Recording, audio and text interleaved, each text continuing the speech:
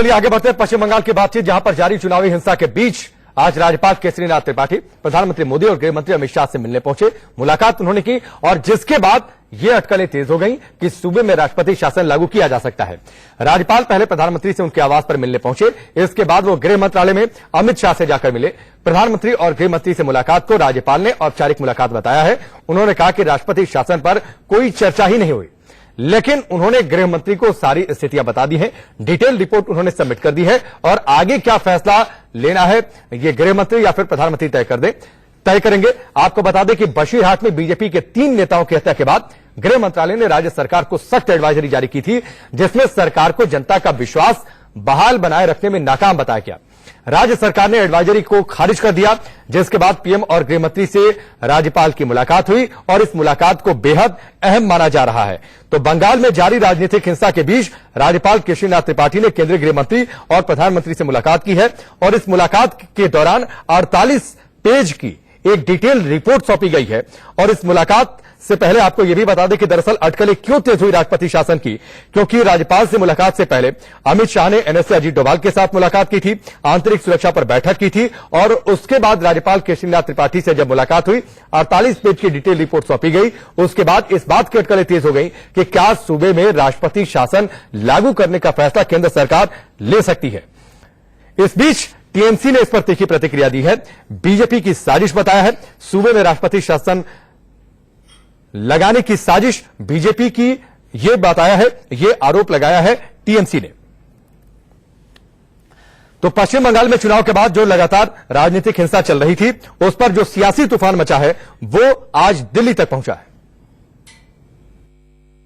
मैंने 5-6 दिन पहले शिष्टाचार के नाते प्राइम मिनिस्टर से मुलाकात करने के लिए समय मांगा था और मैंने कहा था कि यह 9 तारीख और 10 तारीख या 14 और 15 तारीख को समय दे दो।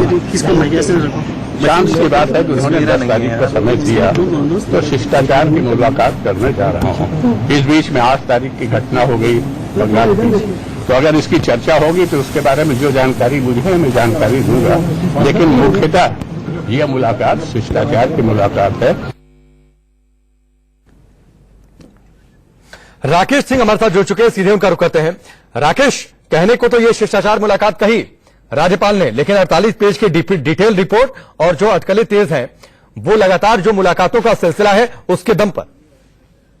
देखिए, सूत्र बता रहे हैं कि राज्यपाल ने लोकसभा चुनाव के बाद जो जारी हिंसा है उसका पूरी तौर पर विस्तृत रिपोर्ट जो है केंद्रीय गृह मंत्री अमित शाह को सौंपी है और उसमें सिलसिलेवार जिक्र किया गया है कि आखिरकार किस तरह से हिंसा वहां पर थमने का नाम नहीं ले रहा और राज्य सरकार की जो कार्यवाही है, राज्य सरकार की भूमिका है जो कानून व्यवस्था वहां पर पूरी तौर पर लागू करने का, लेकिन वो किस तरह से असफल रही है, इस पर तमाम जो है बातें की गई हैं।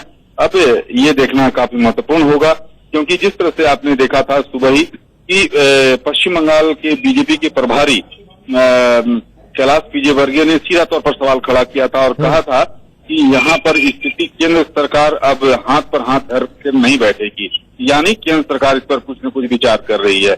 लेकिन अब ये देखना काफी महत्वपूर्ण होगा कि इस डिटेल रिपोर्ट पर केंद्रीय गृह मंत्रालय क्या कार्रवाई करती है।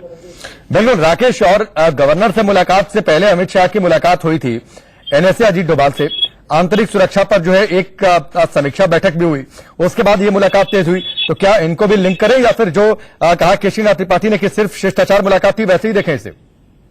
देखिए, ये शिष्टाचार मुलाकात जरूर थी, लेकिन जिस तरह से जो बातें पश्चिम बंगाल में हो रही हैं उसको लेकर सीधे तौर पर कहीं न कहीं इसके तार जुड़े हुए हैं और इस बैठक में भी जो सूत्र बता रहे हैं कि चर्चा पश्चिम बंगाल की जो हालात हैं उस पर चर्चा की गई है। ठीक है। अब भले ही जो पश्चिम बंगाल के गवर्नर इसकी बात दूसरी तरह की बातें करें, लेकिन सूत्र बता रहे हैं कि इस पर पूरी तौर पर बातचीत हुई है। ठीक है, चलिए राकेश, हमसे जुड़ने के लिए, पूरी जानकारी के लिए आपका बहुत बहुत शुक्रिया।